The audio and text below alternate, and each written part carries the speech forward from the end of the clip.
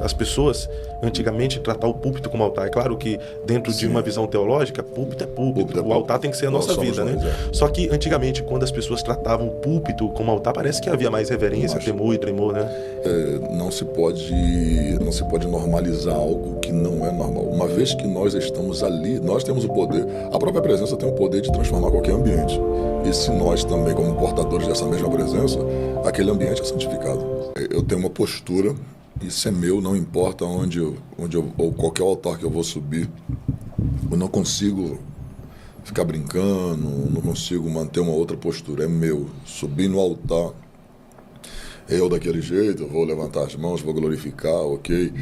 Mas sempre aquela postura mais fechada um pouco. Então, por aquela postura que as pessoas me verem no altar, fala, esse cara é muito sério, esse camarada deve ser muito brusco, ele deve ser ranzinzo. Mas quando as pessoas me conhecem de perto, me vê pessoalmente e para conversar comigo, a concepção delas muda automaticamente, aquela imagem, né? E até mesmo uma imagem, de repente, de arrogante, cai por terra imediatamente. Eu consigo, minha esposa até fala comigo, eu consigo conversar com uma pessoa 10, 15 minutos sem eu nunca ter visto ela. Olha só que bacana.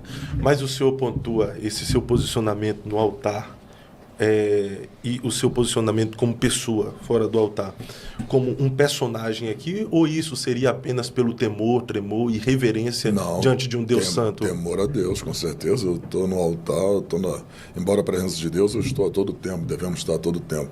Mas ali também é um local de reverência, onde a gente está na casa do Senhor, como a Bíblia diz, que ao estarmos na casa do Senhor, Deus deve ser tremendamente reverenciado.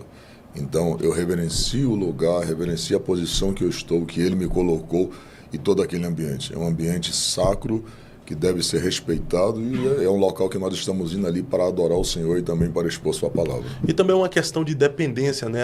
A dependência em Deus nos deixa mais sério quando a gente percebe ali o peso da responsabilidade que está sobre nós em falar a noiva de Cristo. Então isso coloca um temor e um tremor. Não é que você não queira brincar, a sua essência é essa, querer brincar, ser gente comum, mas eu acredito que a dependência em Deus te leva a ter esse temor ali no púlpito, no altar. Sim, aí a gente, assim, eu particularmente, eu sinto muito o peso da responsabilidade. Porque eu sou convidado. Existe toda uma questão que envolve até a minha chegada ali. Querendo ou não, as pessoas que vão me receber para pregar, elas querem ver o trovão ser usado.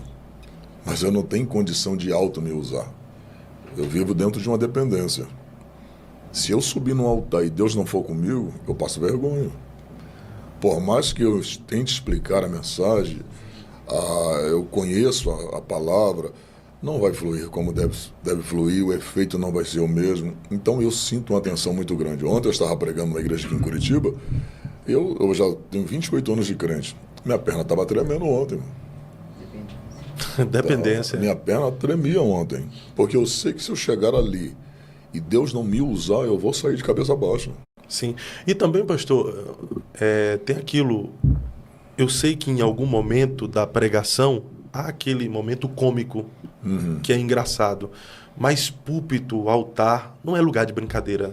Não. Às vezes algumas colocações exigem um pouco mais de uma palavra mais branda, um pouco mais engraçada. Ontem, durante a pregação, eu falei um pouco dela, uma situação minha que quando eu eu estava namorando ela, e ela sempre foi uma pessoa que frequentou os melhores lugares na época, né? E eu não tinha praticamente nada, assim. Quando a gente começou a namorar, aí eu falei, vou levar ela para sair. Eu contei isso na igreja ontem. Eu levei ela num cachorro-quente, era o que eu tinha, não podia levar no McDonald's, levei no cachorro-quente.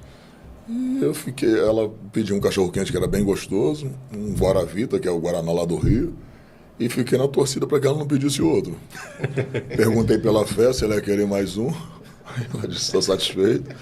E ela perguntou para mim, você não vai comer? Eu falei, não, eu já saí de casa, eu já comi, por isso que eu não estou com fome, mas na verdade eu estava com fome. É que eu não tinha dinheiro para comprar outro. Então eu contei isso ontem na igreja e teve um clima assim bem amistoso, foi bem legal. Algumas mensagens encaixam assim, né? É o momento cômico da pregação. Mas não pode ser apenas isso, né? Não pode ser apenas dessa forma. E aí a gente também pode até entrar nessa questão de as pessoas antigamente tratar o púlpito como altar. É claro que dentro de uma visão teológica, púlpito é púlpito, o altar tem que ser a nossa vida, né? Só que antigamente, quando as pessoas tratavam o púlpito como altar, parece que havia mais reverência, temor e tremor, né? Não se pode normalizar algo que não é normal. Uma vez que nós estamos ali, nós temos o poder, a própria presença tem o poder de transformar qualquer ambiente. E se nós também, como portadores dessa mesma presença, aquele ambiente é santificado. Por muitas vezes na Bíblia, Deus mandou santificar o lugar. E uma vez que nós estamos ali, nós também santificamos o lugar por causa de nós e por causa dele, principalmente por causa de Deus. Então, o local deve ser, sim, reverenciado e aquele que está sendo adorado ali deve ser temido. Maravilha, perfeito. É complicado que nós, pela santidade de Deus na nossa vida, se nós estamos buscando, santificando a nossa vida através de oração, jejum, renúncia diária, qualquer ambiente que nós chegarmos, nós temos esse poder de santificar o lugar pela nossa vida. Mas, infelizmente, nós vivemos em um contexto que existem pessoas que, ao invés de santificar o lugar, ele acaba profanando, né? Um exemplo disso é o Éden. Porque Adão estava no lugar mais puro, mais limpo, e Adão, ele contaminou o lugar. Quando Adão e Eva pecam, eles contaminam o lugar. Por isso que eu sempre digo às pessoas, é lógico que há uma direção para você em todo lugar, há uma direção. Eu sei que eu não posso estar em todo o ambiente. Por exemplo, eu posso ir no pagode, mas se eu tiver com um propósito, eu vou lá porque Deus mandou, eu vou evangelizar um pagodeiro. Pastor Marcos Pereira, meu amigo, já foi muitas vezes dentro do baile funk pregar o evangelho. Então, eu posso ir em determinados locais, mas com um propósito. Agora, se você vê, aí as pessoas olham para um crente e falam, mas se o cidadão for naquele lugar, ele se contamina. Na verdade, o Éden era puro e Adão e Eva, com suas atitudes, contaminaram o Éden. Então, você observa que não foi o Éden que corrompeu Adão, foi Adão que corrompeu o lugar. O homem é que tem esse poder. Então, ele, assim como ele tem o poder de corromper, ele tem o poder de santificar também o ambiente. Forte, forte. Em contrapartida, Jesus está no deserto, que é um lugar de provação, sim, tentação, e ele acabou santificando o ambiente quando ele disse não às propostas de Satanás. Sim. Né? Então é um local marcado. E é interessante, aonde um homem de Deus passa, ele deixa um rastro naquele ambiente. Se você observar, por exemplo, eu estive em Israel, eu fui o Carmelo. Aí você pergunta assim, pô, você foi o Carmelo porque era o Carmelo? Não, eu fui o Carmelo porque a Bíblia diz que Elias esteve lá. Então, aonde um homem de Deus passa, o ambiente não fica mais o mesmo, não se torna mais o mesmo. Ele deixa o ambiente modificado, o ambiente é marcado. Então, eu fui no Carmelo porque eu queria conhecer o lugar que Elias esteve. Perfeito, perfeito. Essa sua fala aí de um homem de Deus santificar um lugar, ela é muito verdadeira, porque não é o lugar que deve ter a capacidade para mudar você, sim, é você que deve ter a capacidade, sim, para mudar o lugar, né?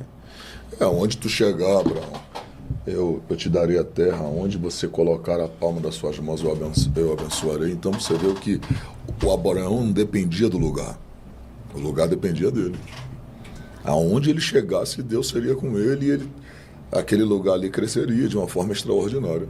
Você vai ver que o próprio, lá em Gênesis 26, Deus mandou o Isaac semear em Gerar, uma das cidades mais poderosas que os filisteus possuíam. Você vê que Isaac, por ter a promessa de Deus sobre ele, que vinha primeiro sobre seu pai, ele conseguiu, Deus fez ele prosperar em Gerar, numa terra estrangeira. Então, não é o local, não é a gente que depende do local, é o local que depende da gente. Porque se não tiver, Deus cria.